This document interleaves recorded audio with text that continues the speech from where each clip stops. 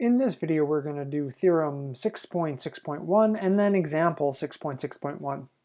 So the theorem is Fubini's theorem for triple integrals. And so it says that if f of x, y, z is continuous on the box ab times cd times rs, then the triple integral over b of f of x, y dv can be evaluated as an iterated integral. So the integral from a to b of the integral from c to d of the integral from r to s of f of x, y, z, dz, dy, dx. But that is not the only way. So just like in the double integrals where we could reverse the order of integration, there's different orders here. I'm not going to write them all because there are 6 possible orders of integration. They're the order that we've just gone in, the z, y, x order, but you could also have z, x, y. You could have x, y, z, x, z, y, and lastly y, x, z, and y, z, x. 6 different orders of integration. And the iterated integral, it means exactly the same thing as the double integral did. You do the first integral, do FTC, then you do the second integral, and then finally you work your way outwards. And in fact, the more integrals you have, the procedure just stays the same. You work from the inside out. So Fubini's theorem tells us that any order of integration will give us the same value as long as we have a continuous function and that we're on a box. So example 6.6.1 says, well, we have a box which is 1, 2 by 0, 3 by 0, 2. And if the density at each point in the box is given by f of x, y, z is x times y times z squared, we're supposed to choose 2 out of these 6 orders of integration and verify that indeed they do give the same result.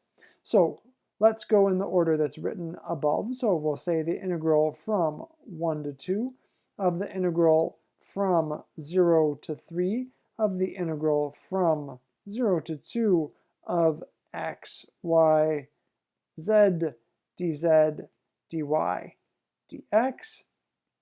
This is the triple integral over our function f, which I should write out, of x, y, z squared dv, and this is going to be the total mass if we interpret the function as a density function of b. So let's go and do that integral. We're going to start on the inside, and the first integral is with respect to z, so we need an antiderivative, which is going to be 1/3 x, y, z cubed, because of course x and y are just constants. So we're going to do the FTC from 0 to 2. That gives us the integral from 1 to 2 of the integral from 1 to 3 dy dx. Now, here we're very lucky in that the second bound is 0, so when we plug that in, the second term will go away. So the FTC will give me just 2 cubed, which is 8/3 x, y, within those same 2 integrals as before, keeping the same order of integration. Now we've got an integral with respect to y, which means we need an antiderivative here, which is going to be 1/2 y squared, x is a constant, multiply 8/3 by 1/2, I get 4/3, that going from 0 to 3. Again, very nice to have a 0 on the bottom. So when we do the FTC, the bottom value will be 0. We're putting in 3. 3 squared is 9. 9 divided by 3 is 3. 3 times 4 is 12. So we get 12x, the integral from 1 to 2 dx. And now we're back into single variable territory. So x squared over 2, that gives us 6. We're running this from 1 to 2. Now we actually have to do the subtraction. 6 times 4 minus 6 times 1, 6 times 1, 24 minus 6, or 18 units of mass. So that's one order. You can imagine if we had to check all 6. So we asked to do a second order of our choosing. And then I've got a little something else to show you as well, given this very special function that we have, which is a product. So if we choose an other order of integration, well, let's reverse it completely. We did z, y, x. Let's do x, y, z. So we'll go in the opposite order. So the integral from 0 to 2, integral from 0 to 3, integral from 1 to 2, x, y, z squared, dx, dy, dz. So if we integrate now with respect to x, we're going to get 1/2 x squared, y, z squared, which we have to run from 1 to 2. And we get the same integrals on the outside, dy, dz. So now we have to do a subtraction. So we're going to get here 4.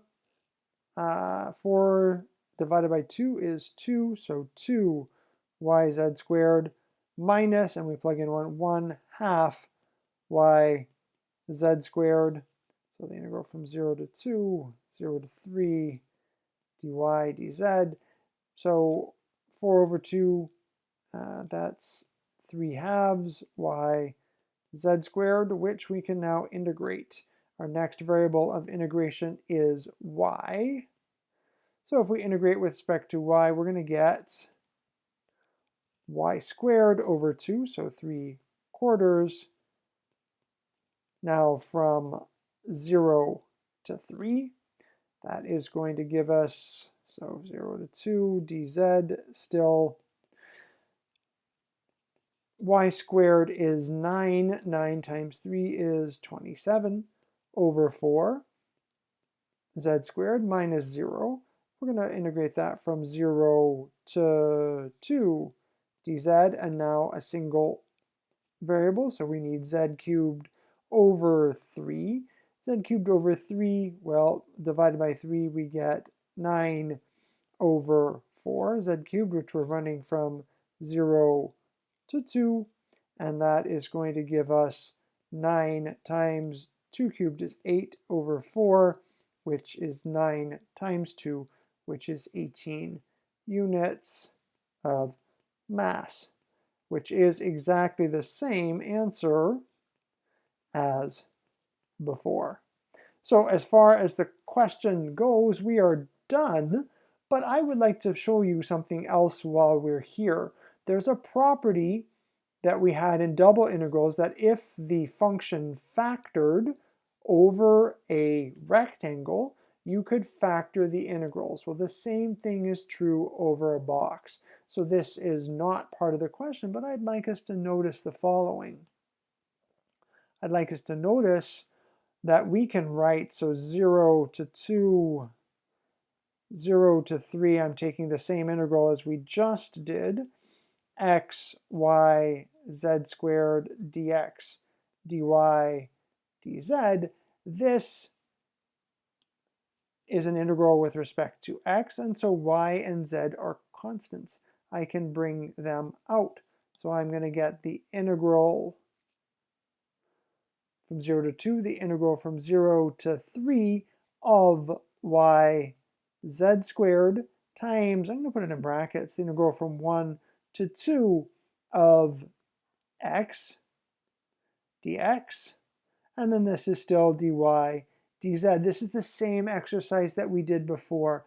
This is a constant with respect to both of these integrals, and so I can bring it out of the very, very front, right? This is just a number written in complicated form, but when we do that integral, we'll just get a number. So we'll get the integral from 1 to 2 of x dx, and then we've got a double integral. And the double integral, we know, if it's expressible as a product, that we can factor it. And so we can write this as a product of 3 integrals. This is going to be the integral from 0 to 2 of z squared dz, and the integral from 0 to 3 of y dy. And I won't go and calculate that all for you, but you can do it on your own if you wish to. You will absolutely get the same answer of 18. So that's a nice property to see here, that we have the corresponding property that if you have a function that factors into separate functions of x, y, and z, and you're over a box, then you can factor the integral.